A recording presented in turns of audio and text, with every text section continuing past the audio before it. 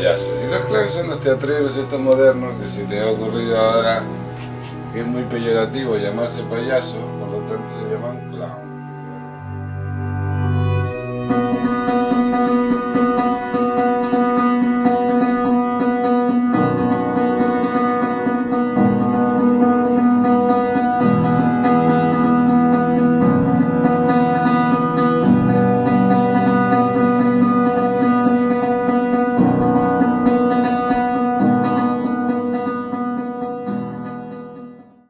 Pero el clown de toda la vida, sobre todo en España, no era el payaso al que yo me dedico, sino que es el cara blanca. El que se le llama clown es el cara blanca. El serio es el primer payaso que hubo, que no era serio, era cómico. Tomó el rol del serio.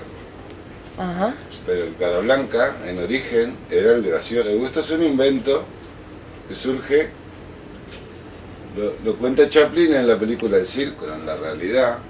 El Augusto nace en un circo alemán, porque Augusto en alemán quiere decir tonto, y es un trabajador del circo, borracho, que tenía que hacer un cambio en la pista, y como estaba borracho se equivoca y coge esto y pone lo otro, y la gente se empieza a reír de las tonterías que hace este tipo, y el dueño del circo flipó y dijo, ostras, vamos a repetir eso mañana. ¿Qué es lo que hace Chaplin? El dueño del circo lo que dice, mañana repetimos esto con la burra, ¿no? Y luego no le sale. Ya, pero por eso la nariz roja. Por el borrachín. Claro. Ese es el origen, cosa que un clown debe ser la nariz roja es la máscara más pequeña del mundo. Y esas son todas mentiras, eso es un invento de los teatreros. No tiene nada que ver con los payasos. Es más, un teatrero te dirá que el payaso es un personaje de teatro, nunca de circo. ¿Ah, sí? Que el payaso nace en el teatro y no en el circo. El circo todavía no existía. Cuando ya existían los personajes, el Farinato, que es un personaje de la comedia del arte, es un señor que va con la cara enharinada, por eso se llama Farinato. Y ahí viene el cara blanca.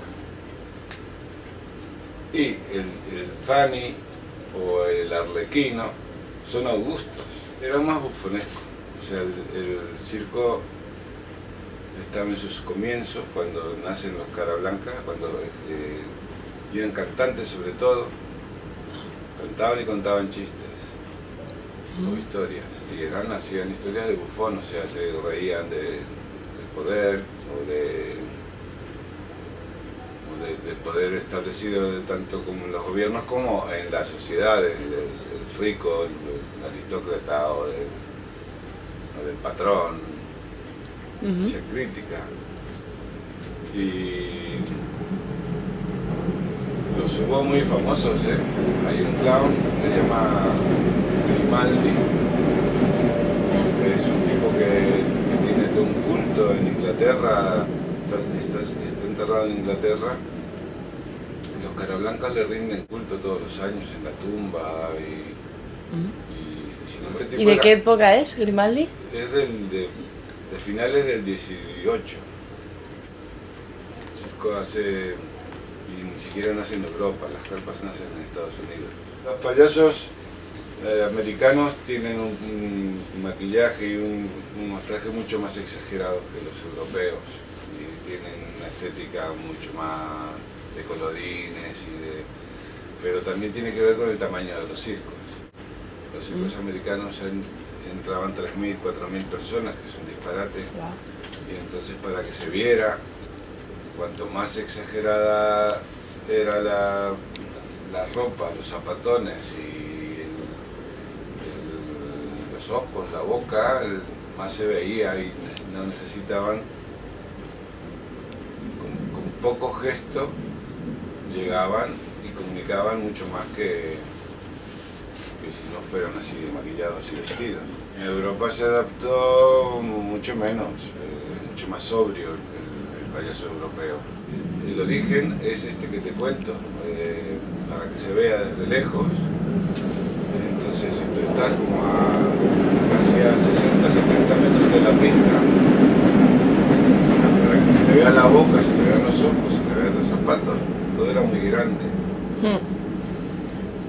acercas es bastante asusta. Los niños se asustan mucho con ese tipo de payasos, por ejemplo.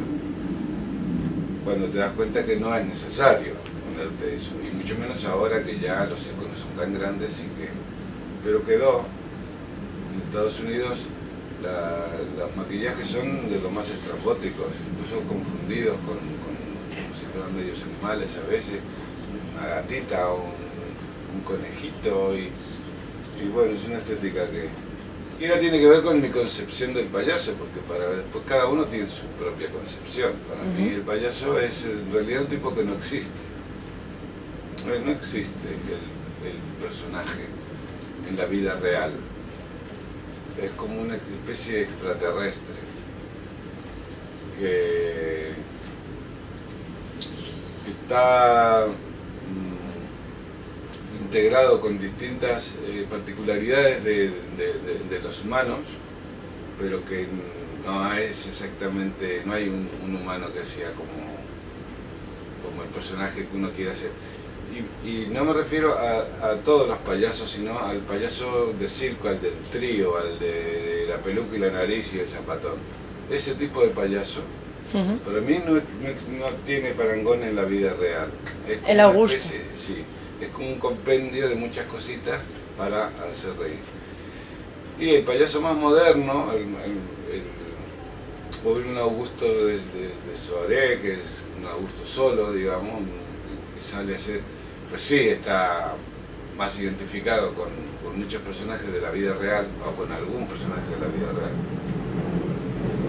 con algún desvalido, con algún borrachín, con algún tímido, con algún caradura, y entonces lo potencia lo suficiente como para provocar hilaridad y como puede ser, yo que sé, actor desde un Chaplin antiguo hasta un Mr. Bean moderno, que son clowns, son payasos.